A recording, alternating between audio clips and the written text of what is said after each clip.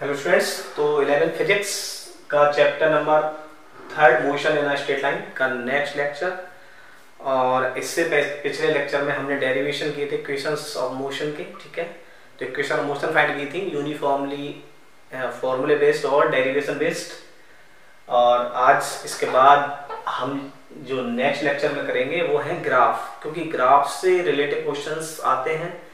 तो आपको पता है कि ग्राफिकली जब क्वेश्चन आते हैं तो बच्चे कंफ्यूज होते हैं कि भाई ग्राफ कैसे सोल्व होते हैं। बायो वाले तो मोस्टली कंफ्यूज हो जाते हैं कि भाई ग्राफ का क्वेश्चन है छोड़ दो, लेकिन ग्राफ के क्वेश्चंस आते रहते हैं। तो ग्राफ कोई ऐसे टिपिकल चीज़ नहीं है, बहुत इजी चीज़ है।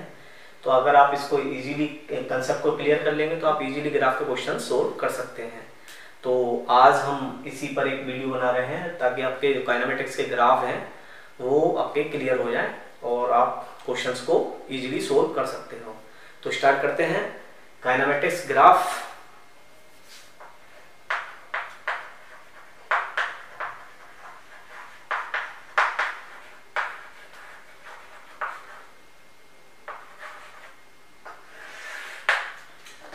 तो काइनेमेटिक ग्राफ में देखिए हमारे पास मोस्टली अगर हम देखेंगे तो 4 टाइप्स के ग्राफ को आप याद रखिए, उसी से सब कंसेप्ट क्लियर हो जाएगा। तो एक ग्राफ y वर्सेस x पे बना लेते हैं। ठीक है, y वर्सेस x। तो एक ग्राफ होगा कुछ इस टाइप का,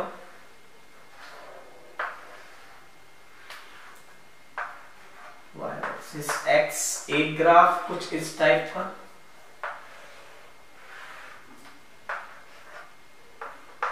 और एक ग्राफ कुछ इस टाइप का। एंड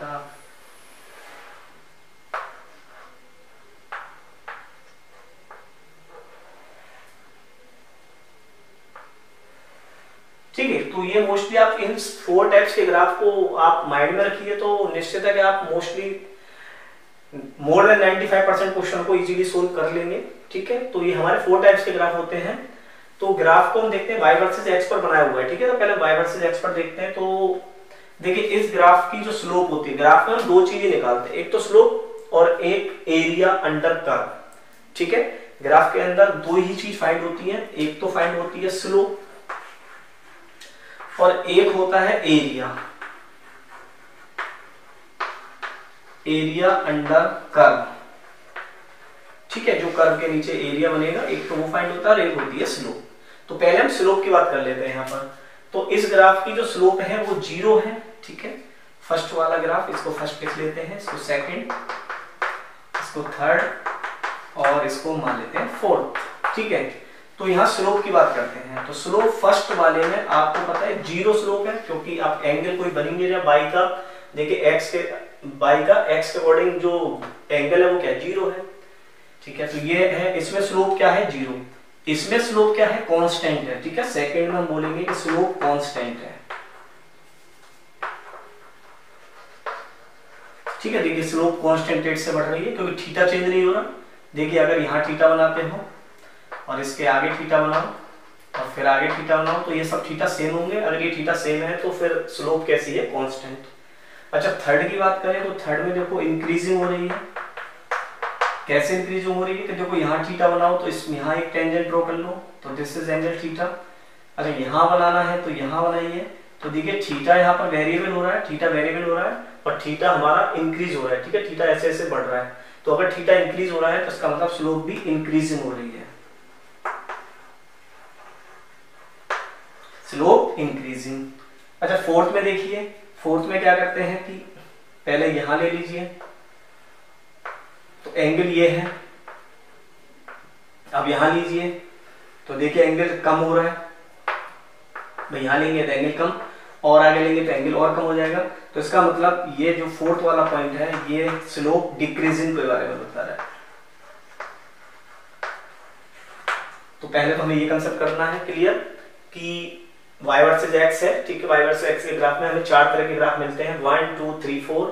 और इनमें अगर हम स्लोप की बात करें तो स्लोप हमें समझ में आ रहा है कि देखो इसमें 0 है, एंगल नहीं है। इसकी बात करें तो स्लोप इसमें कांस्टेंट है।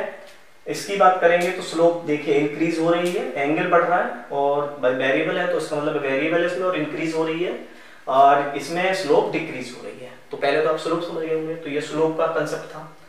अच्छा, अब एरिया अंडर कर्व बोलते हैं। एरिया अंडर कर्व क्या होता है कि क्या हम इस कर्व के नीचे अंडर का एरिया निकाल सकते हैं। जैसे ये ग्राफ हो y वर्सेस x,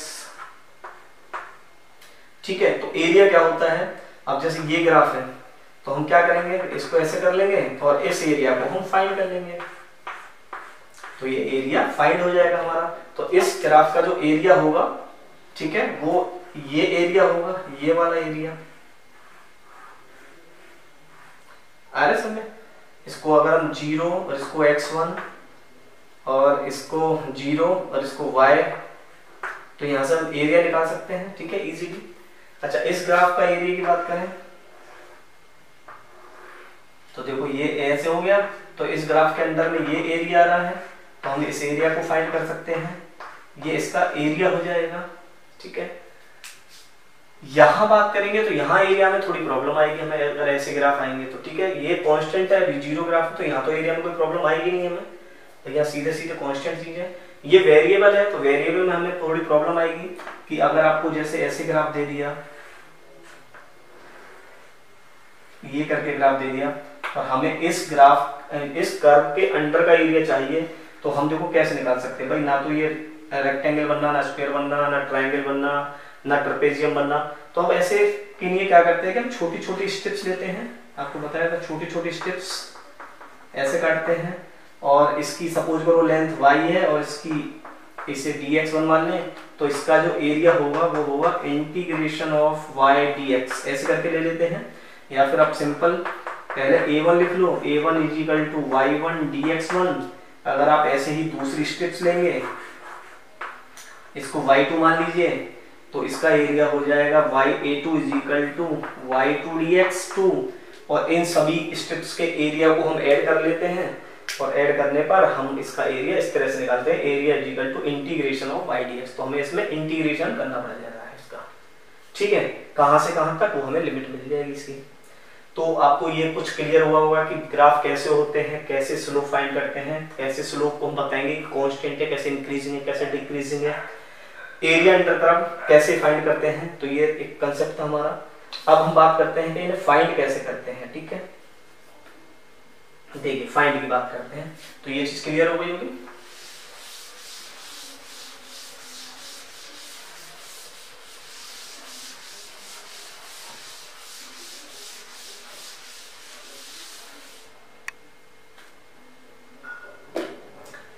ठीक है, तो देखिए कैसे करते हैं कि जैसे सपोज करो अभी y वर्सेस x ही ले लेते हैं, कोई प्रॉब्लम नहीं, और आपको बोला जाए कि भाई इस पॉइंट का स्लोप फाइंड करना है, तो इस पॉइंट का स्लोप हम बहुत सिंपल सा फाइंड कर सकते हैं कि अगर ये हमें एंगल थीटा है तो हम तुरंत लिख देंगे कि इस ग्राफ की जो स्लोप है वो tan थीटा है, और अगर हमें ये पॉइंट से ऐसे पता हो तो हम इस वैल्यू को निकाल लेंगे आराम से इजीली, ठीक है। सपोज करो ये 0 हो, ये x1 है और ये y1 हो, आ रहा समझ में।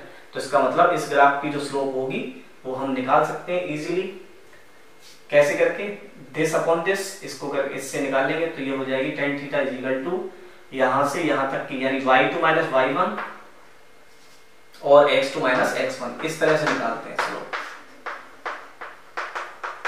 यानी x की फाइनल पोजीशन माइनस x की इनिशियल पोजीशन, y की फाइनल पोजीशन माइनस y की इनिशियल पोजीशन, ठीक है। तो इस तरह से हम निकाल लेते हैं tan theta equal to y2 minus y1। देख लीजिए एक एग्जांपल कर लेते हैं कि जैसे ये स्लोप हो, और इस स्लोप को हम ऐसे फाइंड करने के लिए हमारे पास 2 पॉइंट होने चाहिए इस ग्राफ के ऊपर, ऐसे करके 2 पॉइंट हो, तो 2 पॉइंट हो, सपोज इसे मान लीजिए आप, ये है हमारा 4 और 4, और इसे मान लेते हैं ये है हमारा 2 और 3, ठीक है, कोई परेशानी नहीं। अच्छा, पॉइंट कैसे लिखते हैं, आपको पता है पॉइंट लिखते हैं, ये होता है x2 y2 और ये होता है आपका x1 y1, ठीक है। तो इस पॉइंट का हमें स्लोप निकालना है, तो हम इजीली करके स्लोप निकाल सकते हैं। स्लोप कैसे निकालते हैं, एंगल थीटा, देखिए ये थीटा कांस्टेंट है, तो हम लिखेंगे tan theta is equal to y2 minus y1 that is 4 minus 3 and x2 minus x1 4 minus 2, तो जो tan थीटा स्लोप हो गई वो हो गई आपकी 1/2, ठीक है। स्लोप निकाल लिया हमने। तो 2 पॉइंट दे रखे हो तो ऐसे निकाल सकते हैं, और अगर सिंगल पॉइंट दे रखा हो तो सिंपल दिस अपॉन दिस इसको लिख लेंगे भाई। जैसे अगर आपको बोले कि इसकी निकालीजिए और ये है 4 और ये है 3 और ये है थीटा, तो आप तुरंत निकाल लीजिए tan theta is equal to 4/3। ठीक है, तो स्लोप हम ऐसे निकाल लेते हैं। 1 पॉइंट दे रखा हो तो 1 पॉइंट से निकाल लीजिए, 2 पॉइंट दे रखा हो तो 2 पॉइंट के बीच में से निकाल सकते हैं स्लोप। बात ये वही होती है कि ये यहाँ तक 4 है तो ये 4 होगी और यहाँ पर 0 हो गई होगी, ये यहाँ 3 होगी, यहाँ 0 होगी, तो 4 तो 0 - 4 एंड y2 - y1, ठीक है ना। तो y2 - y1 यानी 4 - 0 आ रहा है समझ में। tan theta is equal to 4 - 0 and 3 - 0, तो दैट इज 4/3। तो इस तरह से तो हम स्लोप निकाल लेते हैं। ठीक है, अब देखिए थोड़ा एरिया को क्लियर करते हैं कि एरिया कैसे निकालते हैं इसमें।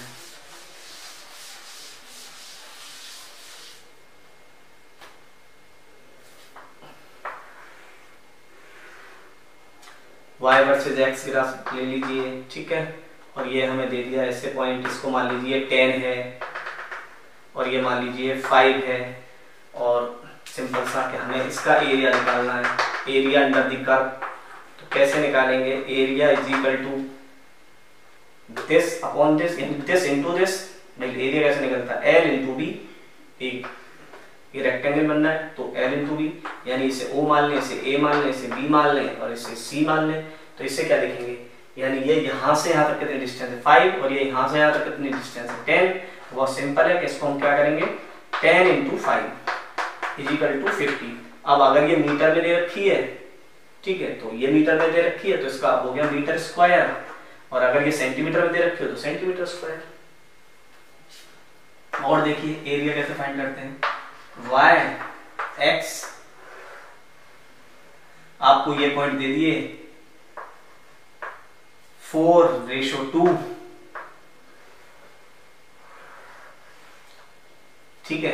अब आपसे पूछा बताइए इसका एरिया, तो हमें समझ में आ रहा है कि y पर कितना है 4 और यहाँ कितना है, y पर कितना है, x पर कितना है 4 और y पर कितना है 2, ठीक है। x एक्सिस y एक्सिस ऐसे लेते हैं।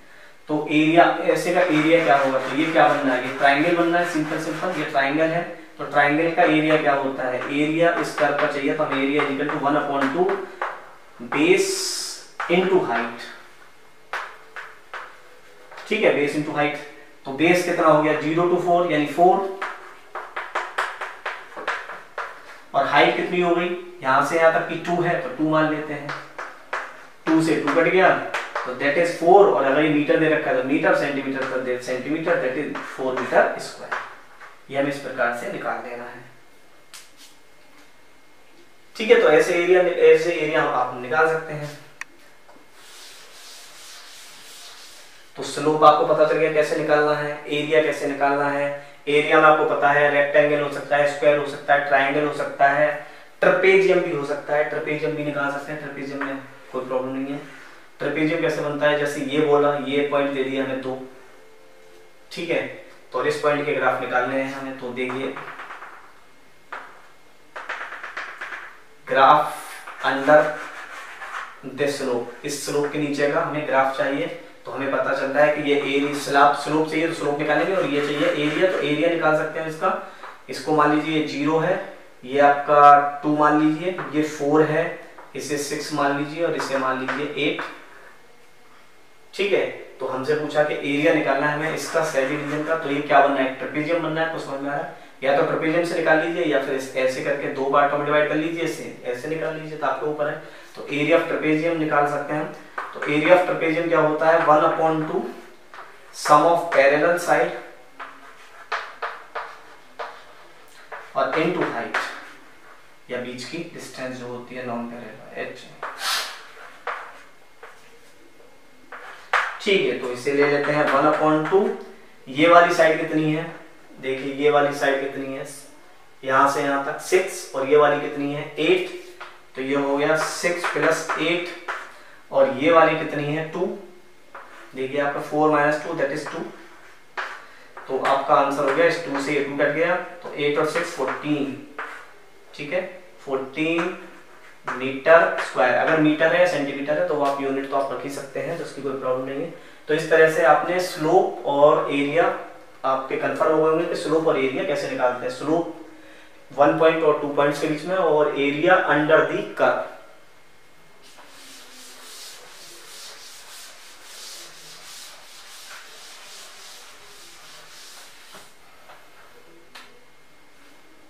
अच्छा देखिए आगे देखते हैं इसमें कि स्लोप कब पॉजिटिव होगी या कब मतलब इंक्रीज पॉजिटिव है और कब नेगेटिव है, तो ये भी चीज देखते हैं। तो सपोज करो कि ऐसे है और अगर एंगल्स ऐसे आ रहे हैं स्लोप, तो देखिए एंगल बढ़ रहा है, ठीक है, ये एंगल ऐसे कुछ है, ये एंगल θ1 θ2, ये एंगल θ3, तो ये बढ़ रहा है एंगल। तो ऐसे ग्राफ की जो स्लोप है हम देख रहे हैं कि वैसे तो ये स्लोप इंक्रीज हो रही है, लेकिन जो थीटा है वो 90 से छोटा है, ठीक है, 90 से छोटा है। अगर थीटा 90 से छोटा है तो आपको पता है tan में 90 से छोटी जो वैल्यू होती है वो सब पॉजिटिव होती हैं, तो इस ग्राफ की जो स्लोप आएगी वो आपकी पॉजिटिव आएगी। आगे समझ में भाई 90, अब क्योंकि 90 तो यहाँ तक होगा तो सब 90 से छोटे हैं, 90 से छोटे हैं θ1, तो ग्राफ की स्लोप क्या है पॉजिटिव, क्योंकि tan की वैल्यू हमें पता है, tan की वैल्यू 0 से 90 तक पॉजिटिव ही होती है। अच्छा अगर स्लोप ऐसा मिल जाए,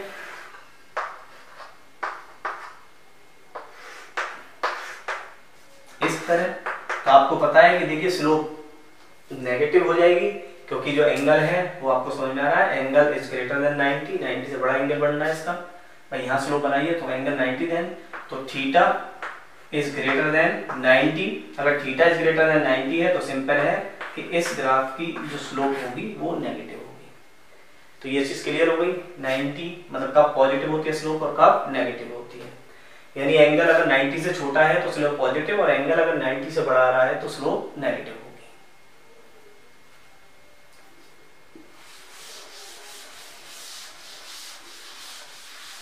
मैं देख भी सकते हैं कि सपोज करो आपको ऐसे दे दिया, सपोज करो ये 10 और ये दे दिया 5, ठीक है, आपसे बोला कि इस ग्राफ की स्लोप बताना y x, तो कैसे निकालेंगे, tan theta is equal to, यहां से था यहां आया है, इसका मतलब ये 0, तो 0 माइनस 10, ठीक है, 0 से 10 तक y2 माइनस y1, 0 से चले 10 y2 माइनस y1, ठीक है, ये y1 ये y2, तो यहाँ आए हो तो y2 माइनस y1, 0 माइनस 10, और नीचे हो गया आपका x2 माइनस x1, ठीक है, x2 माइनस x1, तो ये हो गया आपका 5 माइनस 0, तो that is minus 10 by 5, that is minus 2। इस ग्राफ की स्लोप हो गई आपकी नेगेटिव। क्लियर है, ठीक है। तो स्लोप नेगेटिव और पॉजिटिव वो सिंपल सा आपको बता दिया कि अगर angles theta is greater than 90 है और थीटा इज लेस देन 90 है, ठीक है, तो ये पॉजिटिव होगा और ये होगा नेगेटिव। बस आपको ये याद रखना है, एरिया आपको बता ही दिया। और देखिए अगर वेरिएबल्स हो तो वेरिएबल्स का मैं बता चुका हूँ आपको कि अगर ये वाला ग्राफ मिले तो आप इस पर थीटा बनाएंगे। देखिए यहाँ अगर थीटा बनाने तो टेंजेंट ड्रॉ करते हैं, दैट इज θ1, और यहाँ बनाना है तो ये θ2 हो गया। तो थीटा वेरिएबल्स हो रहा है, थीटा चेंज हो रहा है, अगर थीटा चेंज हो रहा है तो स्लोप, इसकी स्लोप भी चेंज हो रही है और स्लोप बढ़ रही है 90 की तरफ, तो ऐसे में ये होगी पॉजिटिव। और अगर इस टाइप की मिल जाए तो आपको देखिए पहले यहाँ टेंजेंट खींचना है तो यहाँ एंगल बना लीजिए थीटा, अब यहाँ खींचोगे तो यहाँ बनाओगे तो ये देखिए थीटा कम हो रहा है। अगर थीटा डिक्रीज हो रहा है तो इसका मतलब दिस इज नेगेटिव। तो ये हमें याद रखना है, थीटा इंक्रीज और थीटा डिक्रीज।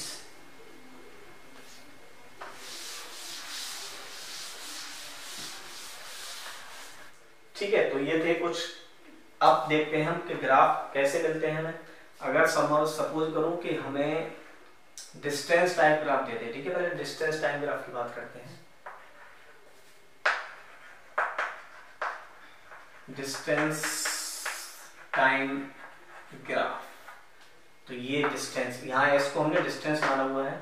और अगर ये ग्राफ ऐसे मिले, फर्स्ट केस, सेकंड केस, पहले कुछ केस बना लेते हैं फिर हम इनको आइडेंटिफाई करेंगे। और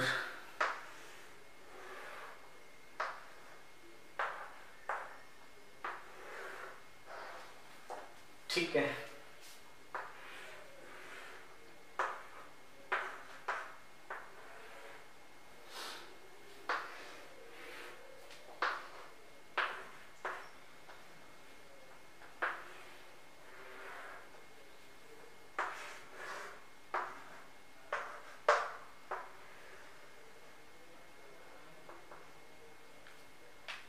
ठीक है। आप वो ऐसे कुछ ग्राफ दे दिए और अब आपसे पूछा कि भाई डिस्टेंस टाइम ग्राफ है, इनके बारे में बताइए।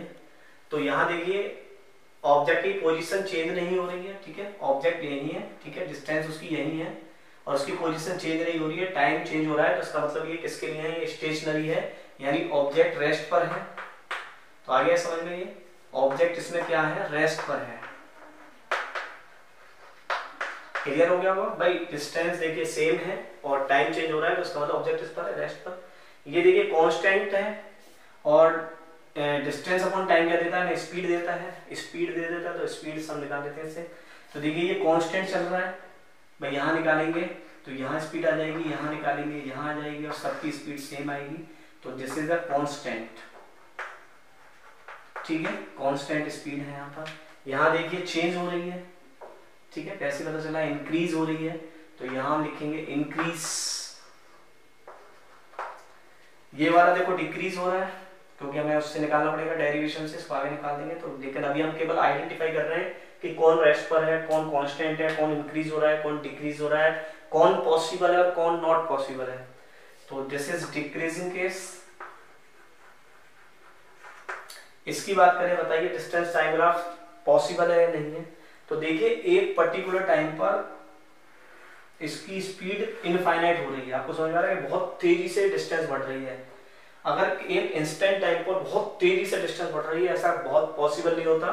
तो दिस इज नॉट पॉसिबल क्योंकि ये इनफाइनाइट स्पीड हो रही है यहाँ पर। अब इनफाइनाइट स्पीड होना, एक साथ इनफाइनाइट स्पीड होना नॉट पॉसिबल। तो इसका मतलब ये ग्राफ पॉसिबल नहीं है। आपको समझ आया, कभी दे दे आपको निकालना तो गलत, ये सिंपल है कि भाई एक पर्टिकुलर टाइम, एक सेकंड पर और एक साथ इतनी डिस्टेंस कवर करना पॉसिबल नहीं है।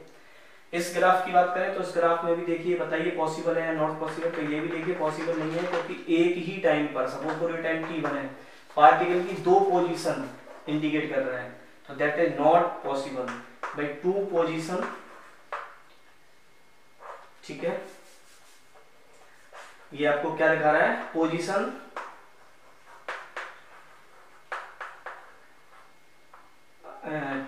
To position at single time, ठीक है, एक ही टाइम पर दो पोजीशन दिखा रहा है, तो ये पॉसिबल नहीं है। तो ये डिस्टेंस टाइम ग्राफ थे और डिस्टेंस टाइम ग्राफ हमें पता है स्पीड इज इक्वल टू क्या होता है, डिस्टेंस अपॉन टाइम, ठीक है।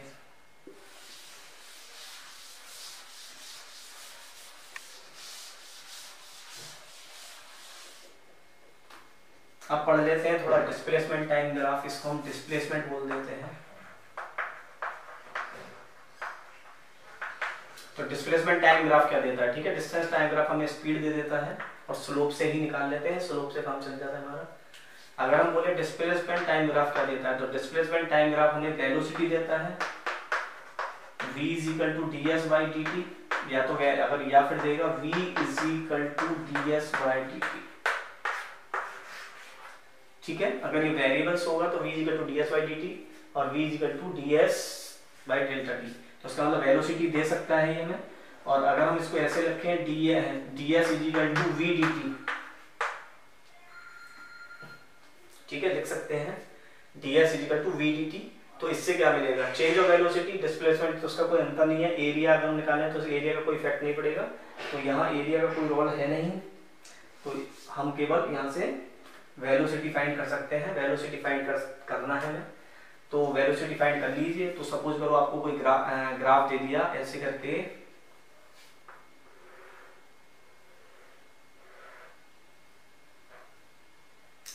ठीक है, ये पॉइंट दे दिया आपको और आपसे बोला कि भाई वेलोसिटी फाइंड करो, ये O पॉइंट है, ये A पॉइंट है, ये B पॉइंट है और ये C पॉइंट है और इसको मान लीजिए ये 0, ये 2, ये 6 और ये 8 सेकेंड, ठीक है। और इसको मान लीजिए ये है आपकी 6 सेकेंड मतलब 6 मीटर और इसे मान लेते हैं हम, ये है हमारी 10 मीटर, ठीक है। एज एग्जाम्पल लिया है जिससे आपको समझ में आ जाए डिस्प्लेसमेंट टाइम ग्राफ। तो आपसे वेलोसिटी पूछ रहा है, वेलोसिटी इन OA, तो वेलोसिटी इन OA तो क्या निकालना पड़ेगा हमें, OA का स्लोप निकालना पड़ेगा। OA का हम स्लोप निकाल सकते हैं, तो स्लोप कैसे निकालते हैं, y2 minus y1 upon x2 minus x1।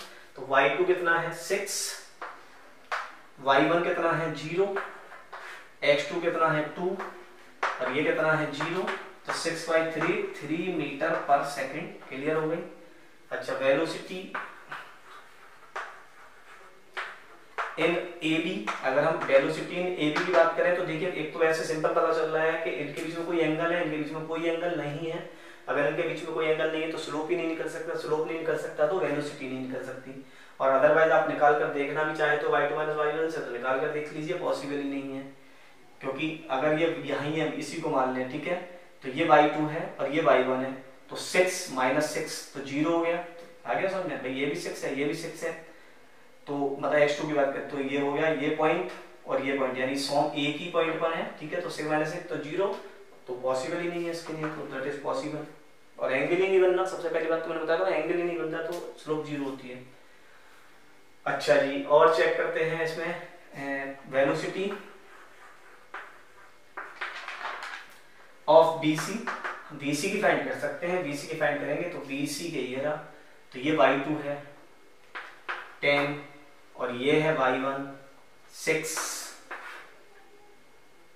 ये है x2 8 और ये है 6, तो 6 माइनस 10 माइनस 6 4 और 8 minus 6 2, that is 2 metre per second. 8 minus 6 4 and 8 minus 6 2, आ गया ना, क्लियर है। 10 माइनस 6, ये y2 है, ये y1 है, ये x2 है, ये x1 है, तो 2 मीटर पर सेकेंड। तो यहाँ पर स्पीड हो गई 2 है, वेलोसिटी हो गई 2 मीटर पर सेकेंड। तो इस तरह से आप स्लोप से वेलोसिटी फाइंड कर सकते हैं। क्लियर हो गया। तो अगर आपको डिस्प्लेसमेंट टाइम ग्राफ निकाल आता है तो उससे क्या निकाल सकते हैं, वेलोसिटी निकाल सकते हैं किसी पॉइंट पर।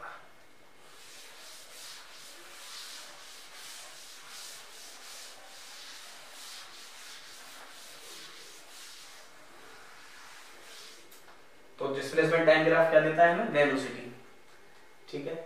और वेलोसिटी टाइम ग्राफ क्या देगा हमें,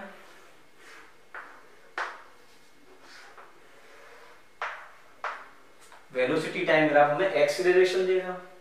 एक्सीलरेशन इक्वल टू क्या होता है, या तो delta v by delta t और या फिर होगा a is equal to dv by dt, ठीक है। तो हमें ये दे सकता है b वर्सेस t का ग्राफ क्या देगा हमें, एक्सीलरेशन देगा, एक्सीलरेशन, और हमें दे देगा dv बाय dt, ठीक है जी। तो ये मिल गया हमें।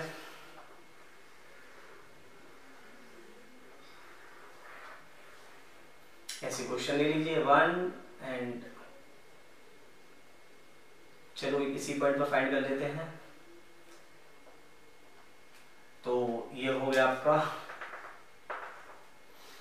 इसको मान लीजिए 5, इसको मान लीजिए 2, इसको मान लीजिए 0, तो ये हो गया 2,5। आपसे पूछा एक्सीलरेशन निकालना है, तो एक्सीलरेशन क्या होगा, सिंपल है, स्लोप निकाल लीजिए। इसकी स्लोप क्या होगी, 5 माइनस 0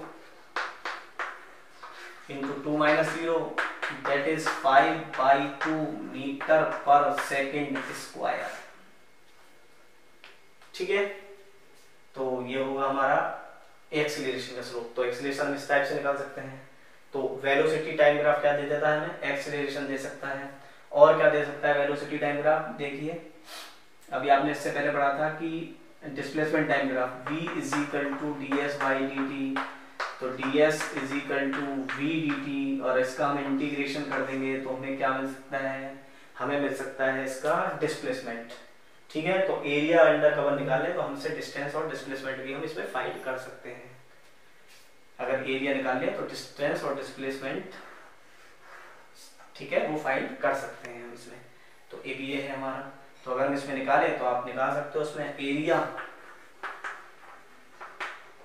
हो गया 1/2 base into height that is 5, 2 से 2 कट गया 5 मीटर स्क्वायर।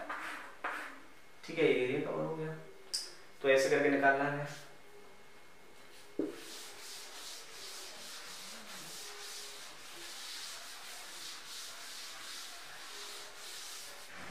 ठीक है, और क्लियर करते हैं। देखो इसमें कुछ ग्राफ होगा ताकि आपके ग्राफ बिल्कुल क्लियर हो जाए। एस वर्सेस टी ग्राफ, और हमें कुछ इस टाइप का दिया गया है।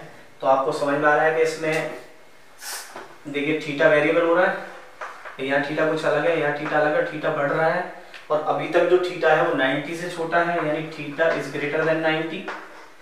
ठीक है, तो इसमें देखिए क्या हो रहा है, थीटा इंक्रीजिंग हो रहा है, स्लोप इंक्रीजिंग हो रही है, इसका मतलब v इंक्रीजिंग हो रही है, और एक्सीलरेशन भी इंक्रीजिंग हो रहा है। ठीक है, ऐसा हमें याद रखना है कि अगर ऐसे कर्व वाले ग्राफ आ गया तो थीटा भी इंक्रीज हो रहा है, भाई बढ़ रहा है, 90 की तरफ जा रहा है, और स्लोप भी इंक्रीज हो रही है, वेलोसिटी भी इंक्रीज हो रही है, एक्सीलरेशन भी इंक्रीज हो रहा है। अगर यही ऐसा ग्राफ कुछ ऐसा दे दिया तो देखिए थीटा आपको समझ में आ रहा है डिक्रीज हो रहा है। ठीक है, तो थीटा क्या हो रहा है, डिक्रीज हो रहा है, इसका मतलब स्लोप भी डिक्रीज हो रही है, इसका मतलब वेलोसिटी डिक्रीज हो रही है, और एक्सीलरेशन इसमें डिक्रीज हो रहा है। तो ये हमें चीज याद रखनी है।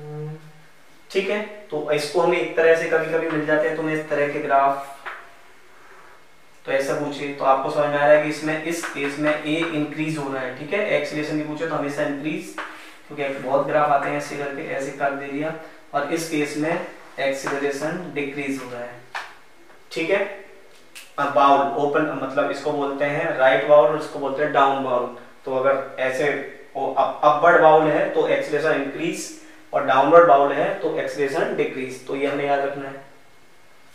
ठीक है, ये चीज समझ में आ गई होगी आपको। और देखिए इसमें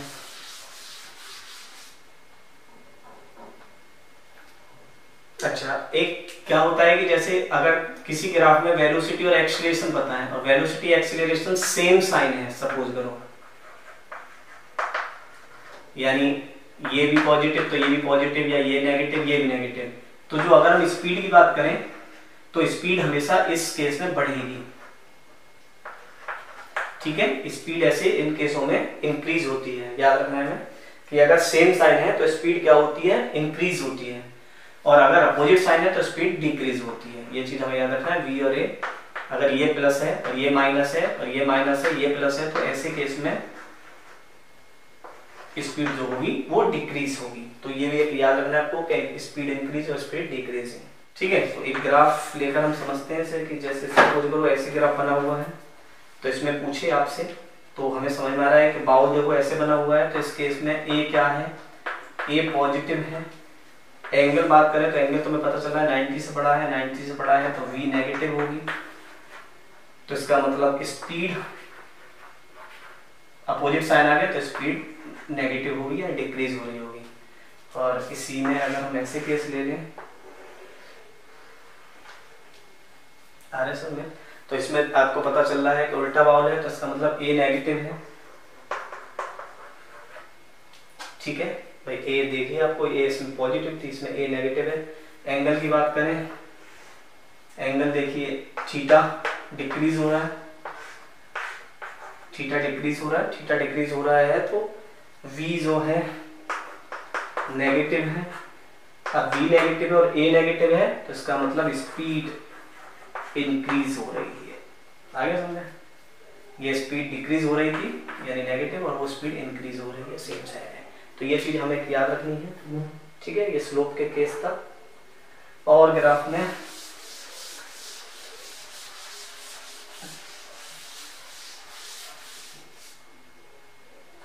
आपको दे दिया है कि सपोज करो स्पीड वर्सेस टाइम या वेलोसिटी वर्सेस टाइम। ठीक है, वो आप क्वेश्चन में पढ़े ना, स्पीड वर्सेस टाइम है तो क्या निकाल सकते हो, डिस्टेंस, और वेलोसिटी वर्सेस टाइम है तो आप डिस्प्लेसमेंट निकाल सकते हो, कोई प्रॉब्लम नहीं है इसमें। तो ये मीटर पर सेकंड में दे दी, चलो सपोज करो, और ये दे दिया तुम्हें सेकंड में, और आपको कुछ इस तरह का ग्राफ दे दिया, आपसे पूछा बताइए डिस्टेंस, ठीक है। अगर स्पीड वर्सेस, सिंपल सा समझ आ रहा है, स्पीड वर्सेस टाइम है तो डिस्टेंस ही बोलेंगे, और वेलोसिटी वर्सेस टाइम हो तो डिस्प्लेसमेंट बोलेंगे। तो इसको बोल दिया, तो हम इसको ऐसे में कैसे डिस्टेंस फाइंड करते हैं, तो देखिए 0, 2, 6, 8, 15, 10, ठीक है, ऐसे मान लें। तो इसमें देखिए एक तो ये बन गया ट्राइंगल, एक बन गया आपका रेक्टेंगल, और एक बन गया ट्रेपेजियम, ठीक है। तो अगर हम तीनों का एरिया, भाई अगर डिस्प्लेसमेंट या डिस्टेंस निकालना है तो एरिया निकालना पड़ेगा। तो इसके लिए एरिया निकाल लीजिए आप। तो एरिया में एक तो 1/2 बेस इंटू हाइट, ठीक है। ट्राइंगल की बात कर ले तो इनके कुछ नाम लिख लीजिए आप चाहें तो, ओ ए बी, सी डी, ई और एफ, ठीक है। तो 1/2 O B into A B, this is the area of triangle, plus area of rectangle यानी B C into C D, plus area of trapezium 1/2 sum of parallel side C D plus E F और into C F. Clear हो गया होगा, इनके value को put कर दीजिए, answer आ जाएगा आपका। इसको ही हम डिस्टेंस बोलेंगे। तो 1/2 ओ बी हो गया आपका 2, ए बी हो गया आपका 10, प्लस बी सी की बात करें तो बी सी है आपका 6 - 2 दैट इज 4, और सी डी की बात करें तो सी डी है आपका 10 प्लस 1/2, सी डी है आपका 10 और ई एफ है आपका 15 एंड सी एफ है आपका 8 - 6 दैट इज 2। तो हम इसे सोल्व करते हैं, 2 से 2 कट गया दैट इज 10 प्लस 4 10 जा 40 प्लस 2 से 2 कट गया 10 और 15 25, तो दैट इज डिस्टेंस हो गई आपकी 50 75, ठीक है। तो इस तरह से हम एरिया अंडर निकाल दिया, तो जो डिस्टेंस हो जाएगी एरिया, ये होगी पूरी डिस्टेंस कवर करी इसलिए 75 मीटर स्क्वायर एरिया में। तो ये हमें याद रखना है इस तरह से। और इसी में अगर डिस्प्लेसमेंट पूछ ले तो डिस्प्लेसमेंट में देखिए क्या चेंज करना है, कुछ चेंज नहीं करना, सिंपल निकालना तो ऐसे ही है मैटर, ठीक है। v versus t graph example लेते हैं, और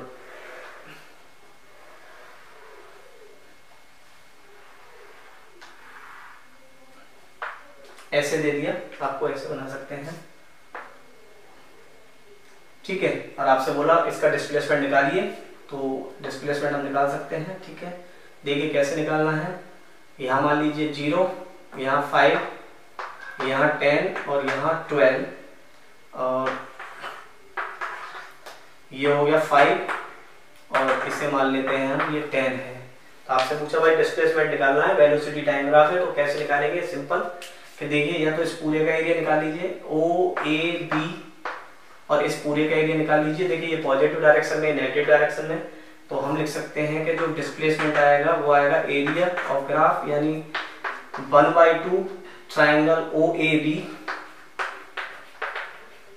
माइनस ट्राइंगल बी सी और डी। आया समझ में? भाई ये नेगेटिव हो जाएगा तो इसका नेगेटिव लिख लेंगे। तो देखिए क्या होगा 1/2 बेस कितना है 10 और हाइट भी 10 है इसकी, ठीक है। यहाँ से बेस, यहाँ से हाइट दैट इज 10 माइनस इसमें देखिए बेस कितना है इसका 5, अब हमने माइनस पहले मिला लिया तो माइनस की जरूरत नहीं है, और ये हो गया 2, तो ये हो गया 5 जा 50 तो -10 इज इक्वल टू 40। तो इस तरह से हम वेलोसिटी टाइम ग्राफ या स्पीड टाइम ग्राफ से डिस्टेंस और डिस्प्लेसमेंट निकाल सकते हैं। तो आप लगता है कि आप इजीली आप आराम से क्वेश्चन कर सकते हैं, और अब भी अगर कोई डाउट हो तो आप जरूर कमेंट करें ताकि हम और भी उसे क्लियर करने की कोशिश करें। तो ये तुम्हारा पैटर्न था पूरा ग्राफ पर, और ग्राफ आपने इससे निकाल लिए होंगे। और अगला जो लेक्चर आएगा वो हमारा रिलेटिव वेलोसिटी पर आएगा, बहुत ही इंपॉर्टेंट टर्म्स है, जिसमें 1D 2D हम दोनों तरह की रिलेटिव वेलोसिटी कंप्लीट कराएंगे विद क्वेश्चंस। और चैनल को लाइक करें, सब्सक्राइब करें, जुड़े रहें, ठीक है। ओके।